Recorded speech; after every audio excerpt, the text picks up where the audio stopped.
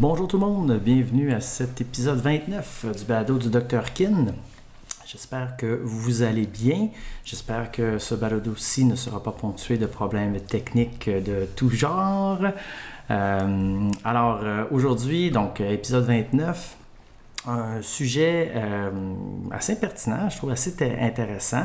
La relation ou le choix que certains vont devoir faire entre perdre du poids et ou être en forme, avoir une bonne condition physique.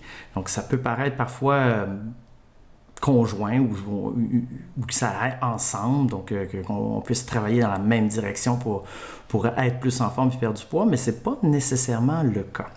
Alors, avant de continuer, n'hésitez pas à me faire un coucou dans le clavardage puis me dire que le son, l'image, tout va bien.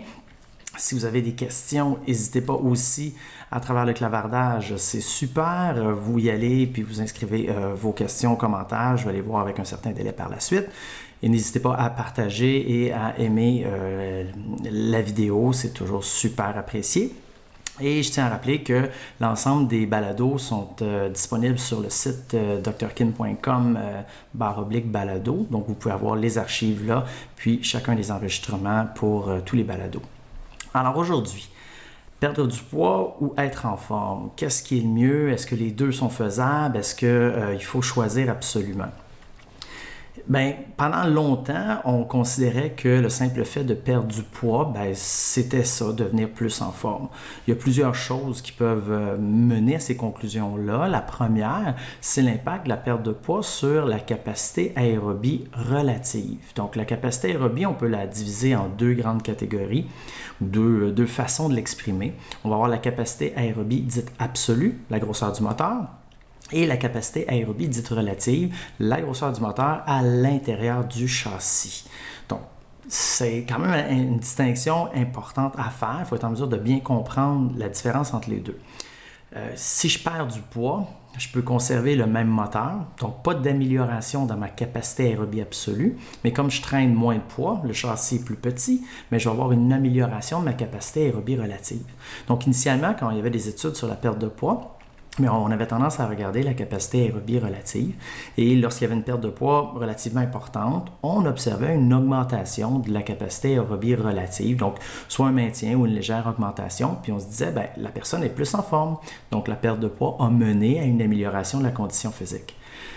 Quand on regarde la capacité aérobie absolue, donc ça représente vraiment notre capacité à utiliser l'oxygène, donc vraiment les processus métaboliques. Et ça, c'est à toute fin pratique indépendant du poids, on remarquait que dans ces mêmes interventions-là de perte de poids, il y avait une diminution de la capacité aérobie absolue qui était proportionnellement moins importante que la diminution du poids, ce qui expliquait qu'en relatif, on observait un chiffre plus haut, mais dans la réalité, il y avait une forme de déconditionnement puis la capacité aérobie absolue était moins bonne.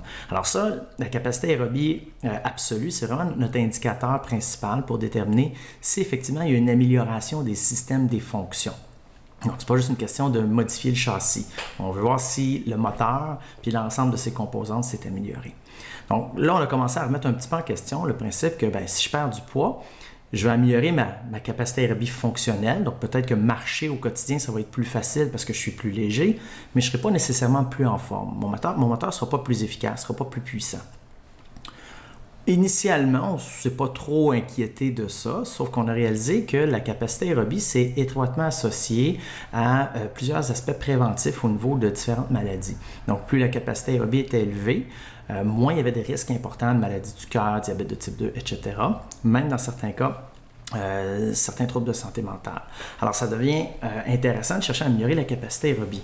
Mais si là, dans notre intervention, la capacité aérobie se trouve affectée, puis elle diminue, donc notre valeur absolue baisse, mais là, on a une problématique. Donc, on réussit à réduire le poids, qui est un facteur de risque parmi tant d'autres pour la mortalité précoce, au détriment d'un autre élément, qui est la capacité aérobie, qui est aussi un prédicteur de la mortalité précoce. Donc, ça devient un peu difficile. Et aussi, c'est que là, ça vient complètement changer la perspective de comment on va adresser la perte de poids. Donc, si on cherche le but ultime de la perte de poids, c'est de réduire les risques de mortalité. Mais si dans notre processus de perte de poids, on se trouve à affecter d'autres facteurs puis à augmenter les risques de mortalité, mais ça devient problématique. Donc, je vais juste faire une petite transition vers une image ici. Donc, j'espère que vous voyez bien à l'écran. Donc, ce qu'on a, c'est un graphique, une figure qui nous présente différentes conditions, différents états, donc poids normal, en surpoids et obèse. Et on va avoir aussi un niveau de condition physique. Donc, en rouge, on va voir des gens qui vont être considérés comme étant fit, donc avec une bonne capacité aérobie. Et en bleu, des gens qui vont être considérés comme unfit, donc une catégorie de capacité aérobie qui est plus faible. Ce qui est important à comprendre sur ce graphique-là, c'est que lorsqu'on est à 1, lorsque la colonne va monter jusqu'à 1, le risque est aussi important qu'il ne l'est pas. Ça veut dire qu'on a autant de chances, comme une pièce de 25 cents qu'on va faire virevolter dans les airs, on a autant de chances que ça tombe pile que ça tombe face, donc il n'y a pas plus de risque de décès prématuré que si la condition n'est pas là. Par contre, plus le chiffre augmente au-dessus de 1, plus on observe une augmentation du risque de mortalité précoce. Donc, on peut voir que la condition physique, donc la colonne rouge, est vraiment intéressante. Donc, plus on a une condition physique, peu importe le poids, plus on a une bonne condition physique, si on est en surpoids ou si on est dans un état d'obésité, ben il y a un effet préventif très, très intéressant sur la mortalité, toutes causes confondues. Donc, ça devient vraiment, vraiment intéressant. Et on remarque même que cette fluctuation-là, ben ça fait vraiment une distinction entre le poids et la condition physique. Donc, je pourrais être en surpoids, je pourrais être obèse, mais avoir une condition physique suffisamment bonne pour réduire le risque pratiquement à 1. Donc, être aussi à risque qu'un individu de poids normal. Donc ça devient vraiment, vraiment intéressant parce que là, on se dit que si l'objectif de l'intervention pour réduire le poids à la base visait une réduction du risque de mortalité précoce, bien là, ça vient un peu contrecarrer toute notre hypothèse. Donc, l'intervention ne devrait plus être structurée uniquement vers la perte de poids, mais d'abord et avant tout vers une amélioration de la condition physique, plus particulièrement une amélioration de la capacité aérobie. Donc, il y a beaucoup de gens qui ne seront pas contents d'entendre ça parce que nombreux sont les personnes qui vont arriver, qui vont entamer un processus de perte de poids. C'est pas tellement pour réduire les risques de mortalité, c'est bien souvent parce qu'ils sont mal dans leur peau, parce qu'ils n'aiment pas leur apparence. Donc, c'est un changement plus d'ordre cosmétique qui les intéresse, plus qu'un changement d'ordre santé. Donc, puis je sais que des fois, le discours va à l'encontre de ça, mais moi, parfois en clinique, je vais avoir des gens qui vont me dire « Moi, l'important, c'est d'être en santé, je veux être en forme, je veux vivre vieux, etc. etc. » On commence l'intervention, puis on cible des facteurs de risque comme la sédentarité, le temps assis, le temps d'écran, le niveau d'activité physique journalier, la capacité aérobie, la force musculaire. On améliore tous ces éléments-là, ces variables-là, ce qui fait qu'on a une réduction super importante du risque de mortalité, mais le poids ne fluctue pas tant que ça. Et on se rend compte au fil des semaines, des mois, que les gens sont déçus, frustrés, amers, pas satisfaits, parce que le poids n'a pas bougé tant que ça, même si on a réduit le risque de mortalité de 10, 20, 30, 40 % en améliorant d'autres variables. Donc au final, si on regarde ça, les gens, ces gens-là, leur objectif, c'était pas tant une réduction de la mortalité, c'était davantage une modification de l'apparence qu'ils cherchaient à avoir, et tant mieux, donc un bénéfice marginal, si ça pouvait se concrétiser dans une amélioration de l'espérance de vie. Alors c'est particulier, donc c'est un peu une situation où est-ce que le discours ne suit pas nécessairement le parcours. Et ça, il faut vraiment s'assurer avec la clientèle que est-ce que réellement les gens veulent être plus en forme, plus en santé, ou c'est strictement une perte de poids. Donc ça, c'est un petit élément pratico-pratique important. Alors, qu'est-ce qui est préférable? Est-ce qu'on vise la perte de poids avant? Est-ce qu'on vise l'amélioration de la condition physique? Bien, moi, je pense que c'est à la lumière de la littérature scientifique, c'est assez clair que la priorité devrait être mise sur l'amélioration de la condition physique, cibler la capacité aérobie, entre autres, et ça vraiment avant même de cibler un processus de perte de poids. Pourquoi? On observe que lorsque les gens vont perdre du poids, assez souvent, il va y avoir une diminution des capacités, une diminution de la condition physique, même si les gens, en apparence, sont capables d'en faire plus. Donc, j'ai un meilleur cardio, je suis capable de courir plus vite. Mais si je perds du poids, sans avoir un meilleur cardio, je vais être aussi capable de courir plus vite. Sauf que, même si au final je cours à la même vitesse, je n'ai pas le même effet sur ma santé, puis je n'ai pas le même effet à moyen et à long terme. Donc, pourquoi si je cible uniquement une perte de poids, ça va être difficile, ça va être problématique? C'est que dans un premier temps, si j'interviens entre autres avec une restriction calorique, donc je coupe beaucoup dans les apports énergétiques pour favoriser, stimuler la perte de poids, bien, il y a un risque plus grand que j'ai une diminution de la condition physique. Il y a également un risque plus grand que j'ai une réduction importante du potentiel de récupération, donc que je tolère moins bien l'entraînement. Si je tolère moins bien l'entraînement, c'est fort probable que je réussisse à en faire moins ou que je fasse des séances qui sont moins productives, donc qui génèrent moins d'adaptation, et ça se traduit par une moins grande progression au niveau de la condition physique. Donc, de cibler la perte de poids puis de vraiment avoir ça comme objectif principal sans tenir compte des autres variables qui sont plus importantes, tant au niveau des performances, de la santé, puis de l'espérance de vie, là. Donc, si je mets de côté ça, puis je travaille uniquement avec la perte de poids, puis que je valorise uniquement la perte de poids comme indicateur de succès, bien, c'est une illusion. Il faut vraiment l'associer avec une panoplie d'autres variables, comme la capacité aérobie, comme la force, puis on peut rentrer aussi des variables psychologiques là-dedans pour m'assurer que mon processus de perte de poids va d'abord et avant tout reposer sur une amélioration de la condition physique, voire même une amélioration de la santé mentale ou de certaines composantes psychologiques. Et tout ça pourrait se traduire ensuite par une perte de poids. La tendance actuelle qu'on observe, ben, c'est pas ça. C'est l'emphase est mise sur la réussite égale combien de poids j'ai perdu. Même si on a des discours qui sont souvent différents sur les réseaux sociaux, sur Internet, les gens vont dire non, moi c'est pas le poids qui est important, c'est comment je me sens, etc. Puis, ben, quand on regarde, ben, les gens sont contents de mettre des photos avec leur ancienne paire de pantalons, puis montrer que, regardez, j'ai perdu tout ça. Bien, ça indique une perte de poids. C'est moins fréquent qu'on va observer des gens en processus de perte de poids qui vont mettre, par exemple, une amélioration de leur temps sur un 5 km, qui vont mettre une augmentation de leur charge. Je ne dis pas que ça n'arrive pas, mais c'est moins fréquent.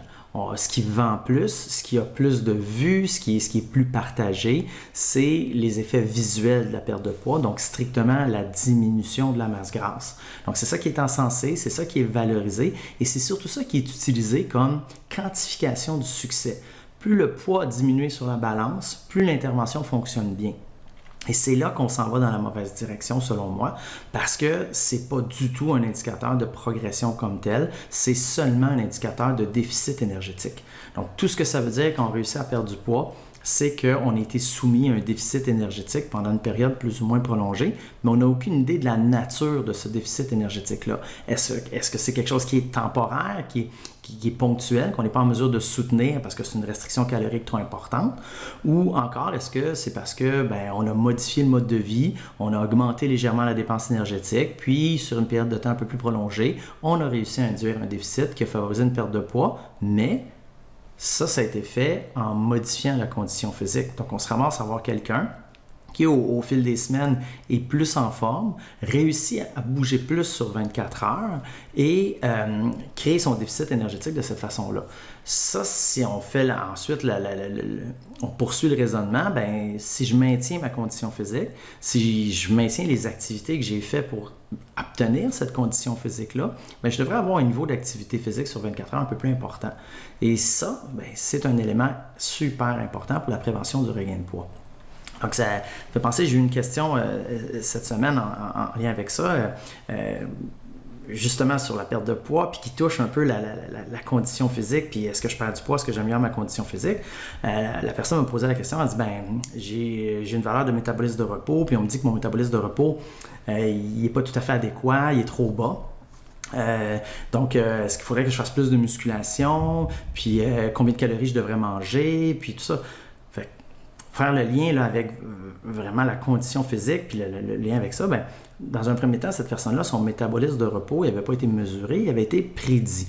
Donc, on avait fait une mesure de bioimpédance et à partir des valeurs de composition corporelle, on a utilisé une équation, on ne sait pas laquelle, on a utilisé une équation pour prédire le métabolisme de repos. Puis ça donnait un chiffre relativement bas, mais l'équation, elle se base sur la quantité de masse maigre, la quantité de masse grasse, j'en ai déjà parlé dans l'autre balado. Donc, ça nous donne un chiffre comme tel. Après ça, la personne disait, est-ce que je dois faire de la musculation pour augmenter ma dépense énergétique? La musculation, c'est pas très énergivore, ça coûte pas très cher en calories, donc l'effet immédiat sur l'augmentation de la dépense énergétique n'est pas élevé. L'effet plus prolongé, si on augmente la masse musculaire, je le mentionne souvent, 1 kg de muscle, c'est à peu près 13 à 16 calories par jour, donc ça aussi, ça va être très négligeable. Alors, pourquoi je chercherais à augmenter ma masse musculaire? Puis dans toute cette équation-là, on n'a pas du tout parlé de la capacité aérobie. Et on résume les efforts pour augmenter la dépense énergétique uniquement dans l'exercice. Donc, ce qui va arriver, c'est que si je fais juste de la musculation, je n'aurai pas d'impact réel sur ma capacité aérobie. Et si je fais juste du cardio, je n'aurai pas d'impact notable sur ma masse musculaire, mais je vais augmenter ma capacité aérobie. Mais tout ça, ça ne se traduit pas systématiquement par une augmentation de la dépense énergétique. Donc, je pense que, entre autres, pour répondre un peu aux interrogations de cette personne-là, ce qui serait intéressant, c'est chercher peut-être à augmenter sa masse musculaire un peu, faire de la musculation surtout pour améliorer sa force musculaire, faire de l'entraînement aérobie pour améliorer sa capacité aérobie et chercher à convertir tout ça dans différentes activités physiques. Donc, encore une fois, je fais la distinction entre exercice et activité physique. Les activités physiques, c'est l'ensemble des activités de votre quotidien, là. Toutes les contractions musculaires qui vont élever la dépense énergétique au-dessus de votre métabolisme de repos de façon significative. L'exercice, c'est une sous-catégorie de l'activité physique. Donc, l'exercice va être efficace pour améliorer notre condition physique. Ici, on va résumer ça à force musculaire puis capacité aérobie, ce qui va permettre de améliorer les chances d'atteindre l'espérance de vie, augmenter aussi notre potentiel à être actif. Donc, on va être capable de bouger plus si on a les outils, si on a les capacités pour le faire, mais ça nous prend quand même la possibilité de bouger plus sur 24 heures, donc d'augmenter notre niveau d'activité physique, de marcher pour se rendre au travail, d'être moins assis durant la journée, etc., etc. Ça, c'est difficile. Donc, si je n'arrive pas à augmenter mon niveau d'activité physique sur 24 heures pour créer un déficit énergétique, je vais me ramasser à avoir un maintien de mon poids. Donc, je n'aurai pas de perte de poids. La plupart des gens, quand on fait une intervention en perte de poids, et ils vont arriver et ils vont dire « j'ai pas perdu du poids », ils vont considérer que c'est un échec. Sauf que, si j'ai réussi à améliorer ma force, si j'ai réussi à améliorer ma capacité aérobie, c'est un échec que moi, je vais prendre n'importe quand. Parce que, étant donné que la condition physique s'est améliorée, notre potentiel de bouger plus, lui aussi, s'est amélioré, puis notre espérance de vie, on a un petit peu plus de chances de l'atteindre parce que c'est clairement démontré, entre autres avec la capacité aérobie, que ça va mieux si j'ai une VO2 un peu plus élevée. Si jamais vous voulez avoir une idée là, de la VO2, devrait chiffrer à combien à peu près? Chez les hommes et chez les femmes, là, c'est sensiblement la même chose. On parle de mètres.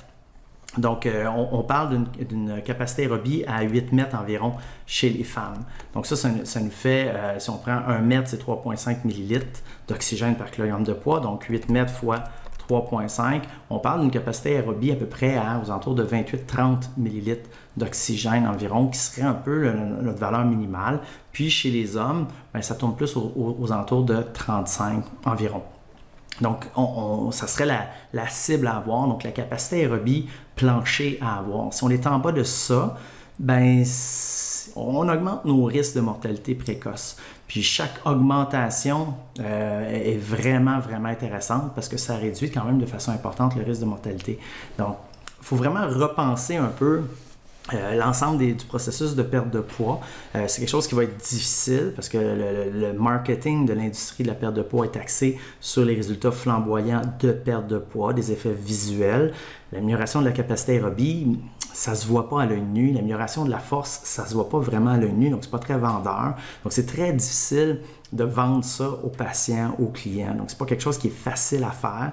Il y a beaucoup, beaucoup de travail et là-dessus, je pense que le mouvement un peu « health at every size » peut s'avérer intéressant si il prend la tangente de pas justement tomber dans le piège de focusser uniquement sur le poids. L'industrie de la perte de poids fait le focus juste sur la perte de poids.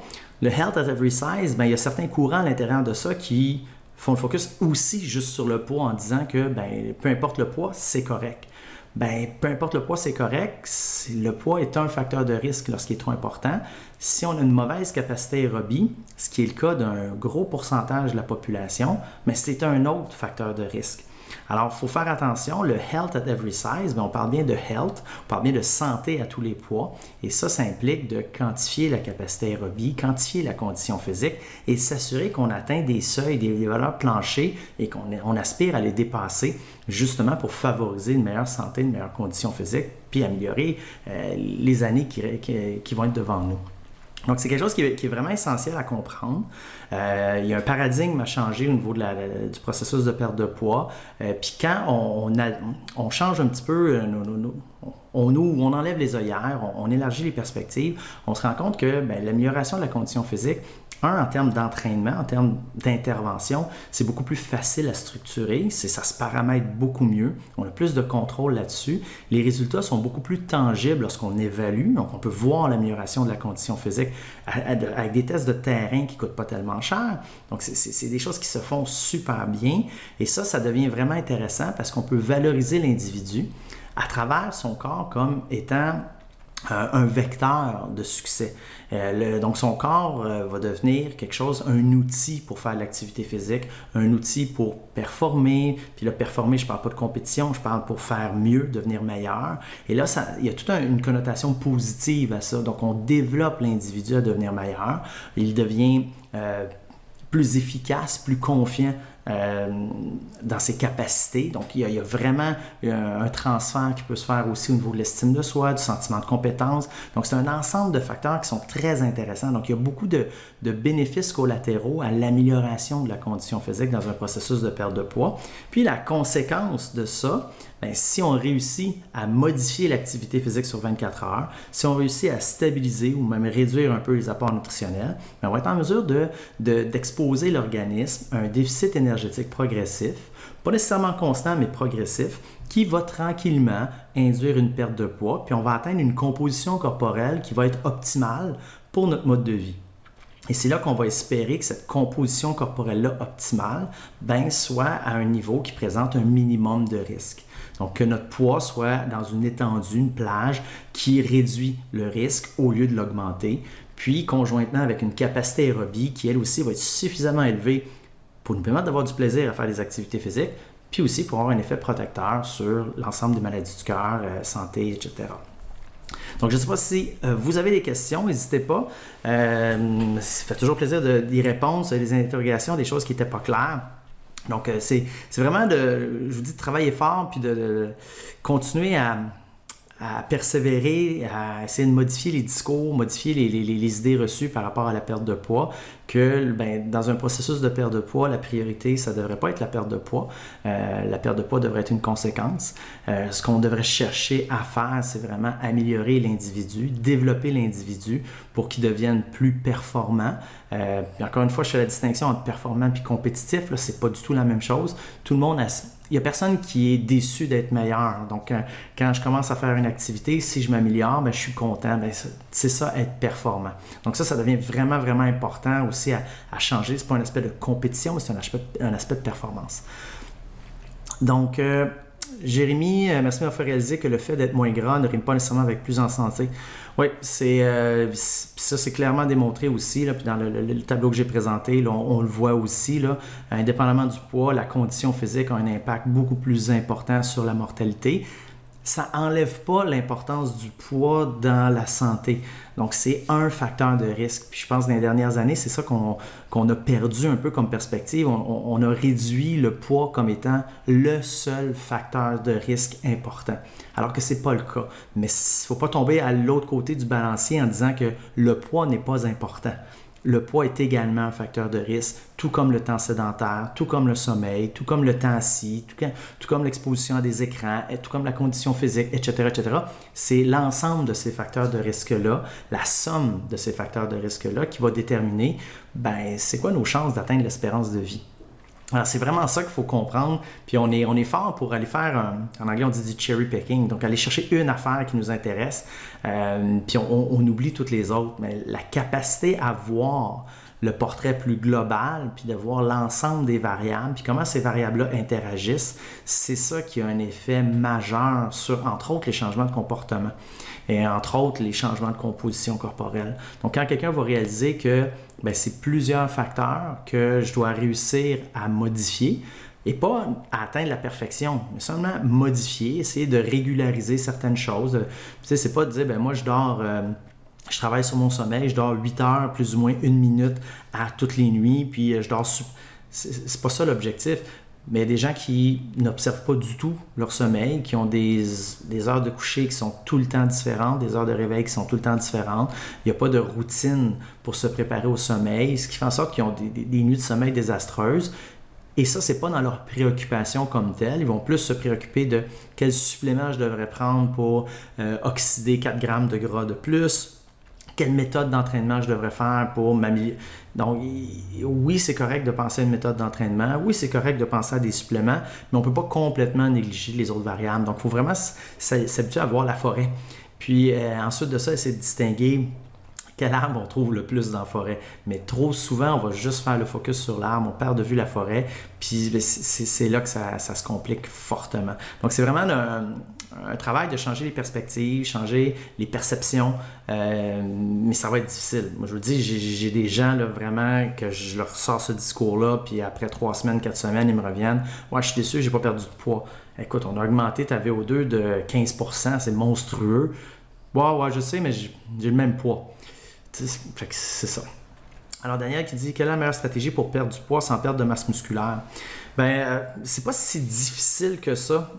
Donc la perte du poids, maximiser la perte de masse grasse, plus le déficit énergétique est subtil, donc plus la perte de poids / de gras est lente, moins il y a de risque qu'il y ait une diminution de la masse musculaire.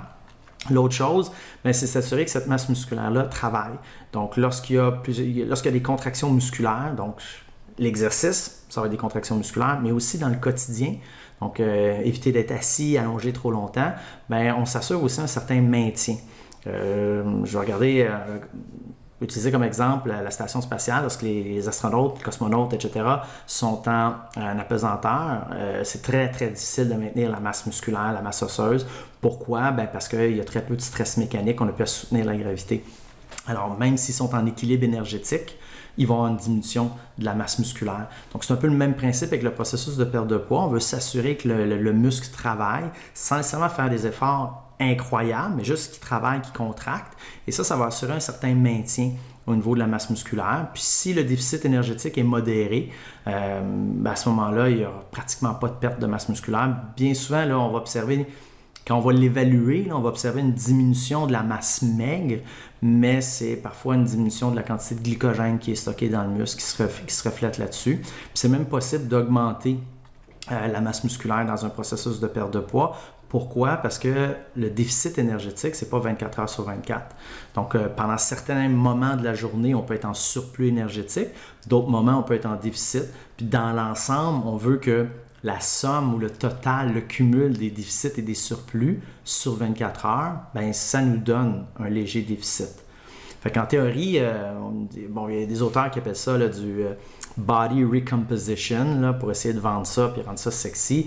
Mais en réalité, c'est tout simplement que à certains moments de la journée, on est en surplus énergétique et on favorise la récupération, la synthèse des protéines. Mais sur l'ensemble de la journée, on va avoir un petit déficit énergétique qui va faire en sorte que les réserves de gras vont diminuer tranquillement de façon plus importante que n'importe quel autre compartiment qu'on va avoir.